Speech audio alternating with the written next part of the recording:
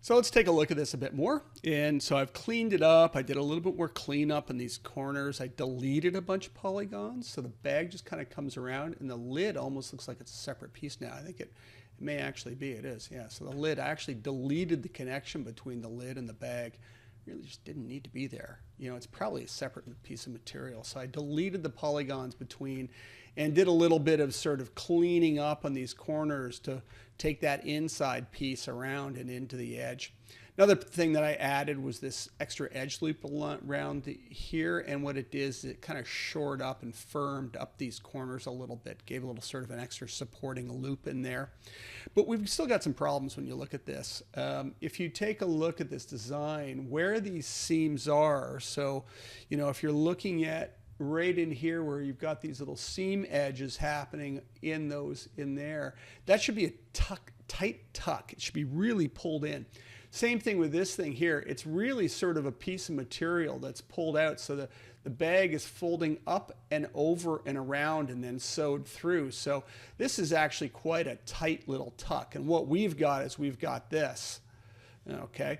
And Turbo Smooth is then going and softening all of that. So we got this very soft kind of edges. And what we want is probably a pretty crisp edge in places. Maybe not out here, it might be, you know, it's gonna be rounder, but in here we want a nice crisp edge.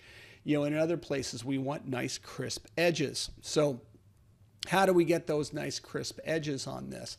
Well, you know, I've got my Turbo Smooth on there set to 2. I'm gonna go into edge mode. I'm just gonna go in and select, double select. So I turned off show end result and I grabbed that piece there, check and see if it's selecting anything I don't want. It's looped around to the inside. Oh no, that is it we're seeing from the back face in there. Inspect closely, stop working on stuff back here, start zooming in and looking at it close up and try and determine what you're seeing.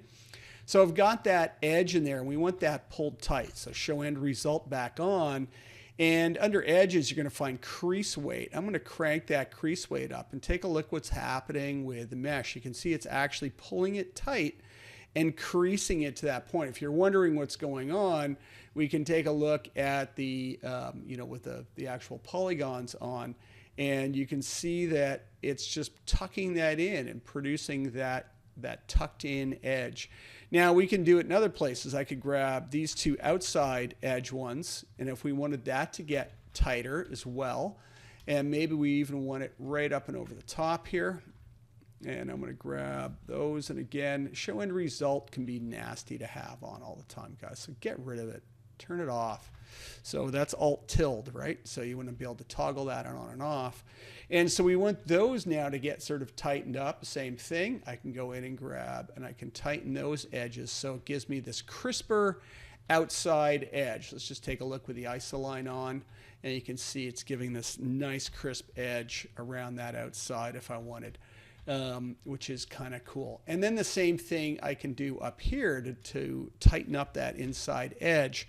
So I'm going to grab around there, and you can see it didn't pick all the way through because that loop doesn't continue right there. So I got to go in and re-pick those. I'm going to grab that one and that one. And same thing, I can go in and tighten that up and make sure it is nice crisp edge. And there you can see now that looks just all around nicer. It looks, you know, sort of, you know, maybe this outside one could get softened, but that looks crisper around where that piece would be tucked in and makes more sense. And that's just doing some edge weighting in spots to pull the Turbo Smooth tight. It'll also work with Open Sub Div, and it's actually a little bit nicer the way it works with Open Sub Div than with Turbo Smooth. But with Turbo Smooth, it's fine. If you're used to using it, you can get away with that. And so you can use that in places to kind of crisp up the edges on stuff. There you go.